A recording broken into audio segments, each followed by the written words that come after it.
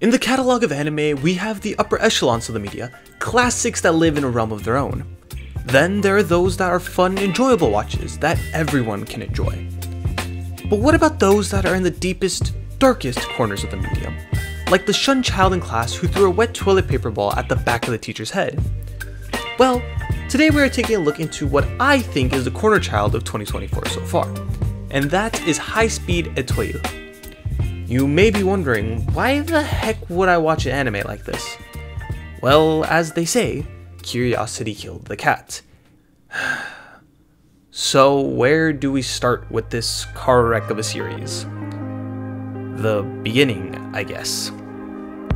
The world of motor racing, what is already the highest expression of engineering and racing talent, has just been forever changed with the introduction of a next-gen system, with these racing machines looking and flying like something out of F-Zero, averaging 300 miles per hour. And this racing anime actually showcases a good amount of racing. It's not like when I watched Overtake, when racing was not a central piece, but instead was used as an accessory to elevate a core emotional moment.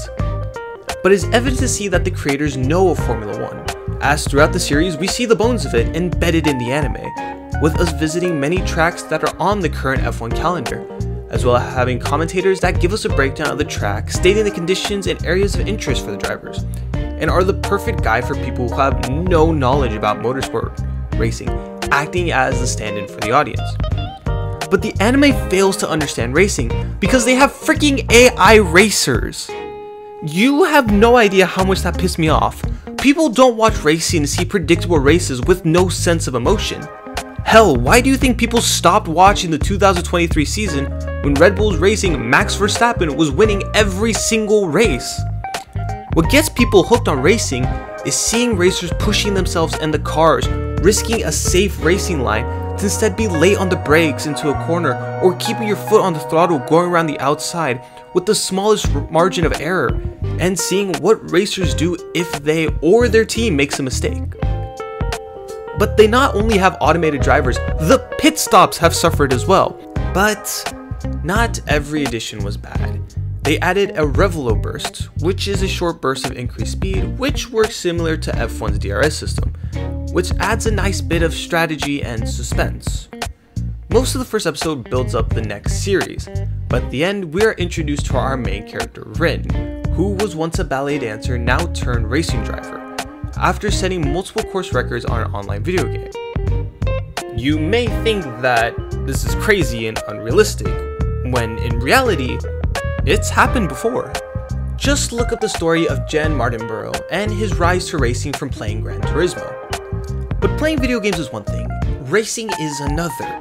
As Rin is thrown into her first Grand Prix, the transition from sitting in front of the screen to being behind the visor was rough, as she spins out before her first corner. And as the laps tick away, she just falls further and further behind everyone else, to the point that on the final lap, she is being passed by those in first and second place.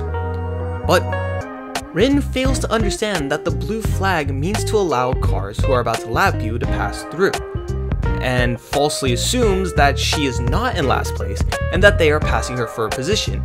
And so she battles them around the final corner, using her burst to surge past first place and cross the line, with one lap left to go in her race, resulting in her being disqualified.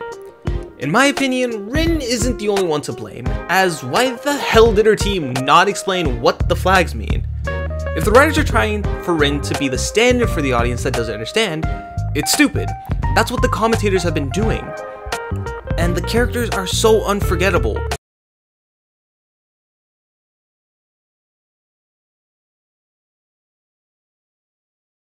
Except our main character Rin. Not for the reason that she's an interesting character, it's because she's just so frustrating. They try to make her a lovable idiot, but instead they just make her an idiot. There is a fine line between the two, because the plot of the next episode is that Rin doesn't recognize the other driver she races against, that being the Queen, the second best driver on the grid, thinking that she is just some super fan of hers. And the two of them have a girls' day out, eating at Rin's family restaurant, with the day ending in them racing against one another in the simulator, with the Queen showing a piece of her fire personality, making it a point to pass Rin every lap at the exact same corner that she herself was passed by when Rin used her burst in the race. And after having enough, the two step out of the simulators, and the Queen then dubs Rin as her rival. But after sitting through that painfully dumb plot, the next episode does the same exact thing, except this time, it is with the King, who is the best driver on the grid. And they go looking for some Godzilla toy, they go eating at Rin's family's place again, and then the end of the episode reveals that it is the King by some people that are the paparazzi. And guess what? He calls Rin his rival too. I guess they're just throwing this word around like yesterday's used underwear.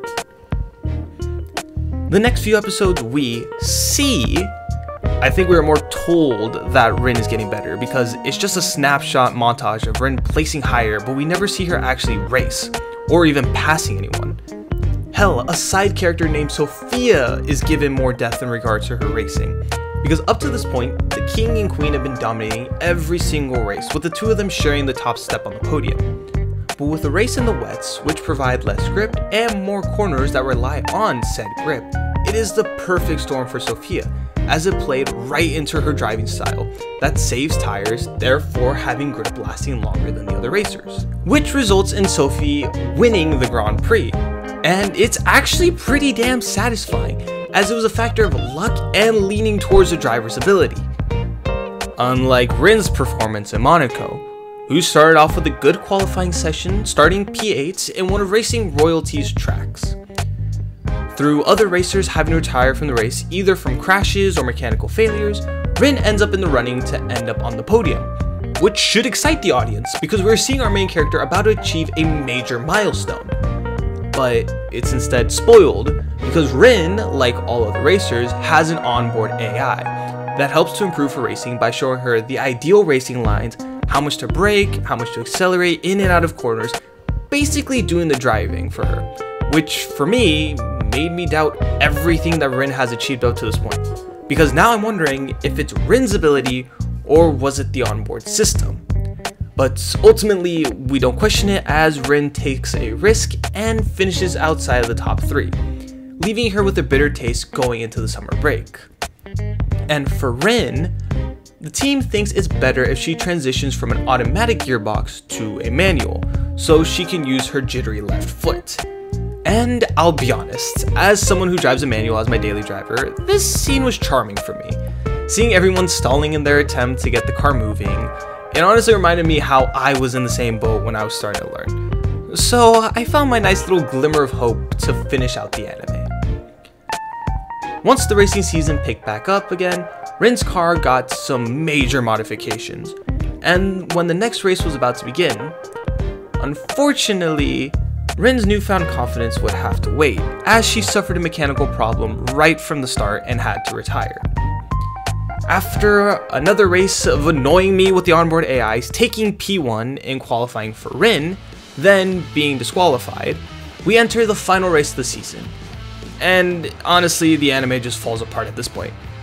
And if it felt like I was just speedrunning the ending, that's because I am. Anyways, yeah, it just completely goes to pieces. Because Rin is challenging the King for the win, the show tries to have an emotional beat with the flashbacks to Rin and her time as a ballet dancer. Yeah, show of hands who actually remember that damn plot point. I can give you a spoiler alert, the writers definitely didn't. It fails in its payoff and execution. Overtake did it better in my opinion. They also try to cause some suspense as the pit stop machines are broken, so it goes down to the traditional way with people and jack stands. My question is, why not just have that throughout the series, so it can be actually suspenseful when the King's team makes a mistake and Rin's team does it properly. And guess what? Predictable ending. Rin wins. Yay. Honestly, the only joy I got from this anime is that it's finally over. Oh yeah, and I forgot to mention, I watched this whole anime in double speed.